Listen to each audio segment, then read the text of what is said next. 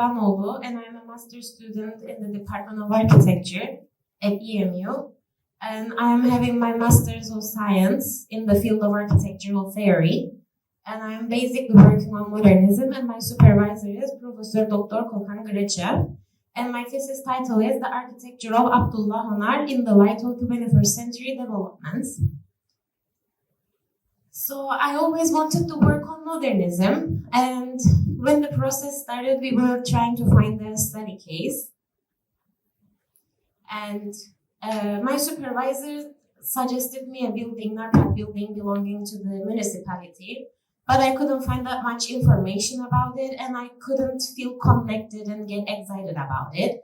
And when I started to read articles about modernism in North Cyprus, I came, of course, with Ahmet Vural Bahattin and others as well. And then I came with Abdullah Onar, which I didn't know before. And as I searched about him, I found that he has more projects than Ahmet Vural Bahattin. And his daughter Amber Onar is publishing a book about him. And the articles were so limited about him, so that was the reason that triggered me to work on Abdullah Onar, to create an awareness of him and his works. Have you ever seen any of these photos, any of these buildings? At least you have seen one of them. And in the book, there was a QR code that his daughter prepared. It was a map showing all of the locations of the buildings, his projects around the island.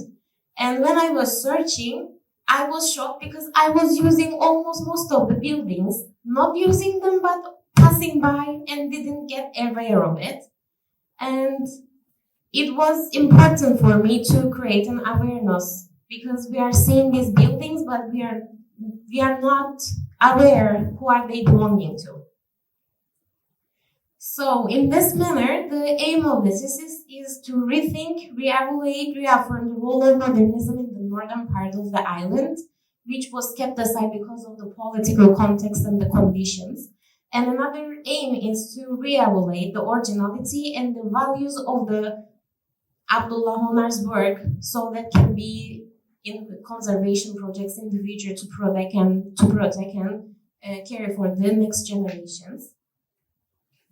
So in my thesis, I am having three main chapters: historical background, recognizing modernism, and Abdullah Onar's contributions. But all of these will be developed around colonial period and politicals, because these are the some points that help the emergence of modernism. So, as a brief introduction, Cyprus is the third largest island in Mediterranean Sea, which has a strategic location, and because of this, it has been under control of different rulers, which helped it to have a rich history, as well as rich in architecture. And we can say that the expression of the architectural styles represents the political power and also cultural dominance. So, as I mentioned before, the emergence of modernism, depending on the British colonial and the politics as well. And one example can be given like this. In the British period, when the Greeks wanted to be united with Greece, British refused to have any traces of ancient Greece in the buildings. Therefore, modernism helped to emerge in the island because it was not connecting with the past, so it was something, a new language. And another reason of the emergence of the modernism is the arrival of the architects who studied abroad around 1950s and 60s came back to the island.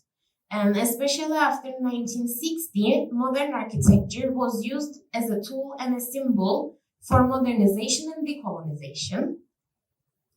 And as a brief introduction about Abdullah Onar, he was born in 1929 in Kaleburnu, Karpaz region. He finished his architectural education in Durham University, England. And he came back to the island in 1956, and he worked in some governmental offices And then he created his own architectural firm and started to create his projects. And he approximately have 640 projects in different typologies. And the main philosophy that he has is form follow functions, because for him it is important to create functional and useful, efficient buildings for the users. And he gave importance to the ideas of the clients because they are going to use the buildings. And also he cared about the environmental issues, sun direction, wind, so to make the building more efficient and usable. In this manner, it is important to know his background and to clarify his ideas and intentions, to understand his architecture and contributions to architecture. There are some questions that need to be answered, which are how education and cultural context influenced him, how and where his ideas are manifested, how to evaluate Abdullah Onar's work in today's global world, and which typologies can be recognized as an important for the future developments. And all of these questions will help my thesis to develop around. As a limitation, this is the map of the Abdullah Onar that prepared for the location of his project. So when I search about it, most of his projects was found in Lefkoşa and Nicosia, especially in Köşkü Çiftlik area. And he has different typologies of his buildings, apartment blocks, housings, but the most of his projects was on housing. So my limitations are probably going to develop on this. As a methodology, of course, it will develop during the process, but literature review is a must. Case studies will be done to understand his approach and intentions, and the interviews will be done by his family and maybe his friends, architect friends, to understand his life and architectural life and his personality and how he approaches to everyone. It's important. To conclude my presentation for the rest of the process of this thesis, the three main headings will be detailed and discussed. In the historical background, it is important to understand the Ottoman period, how it came to the British period, what happened in those areas, and the history of his project's locations is important to understand how it was before and how it was then. It is also important to understand how a modern art movement emerged, the importance of Bauhaus, how modernism was in Europe, also in Mediterranean region and Turkey, which is an affecting factor for Cyprus.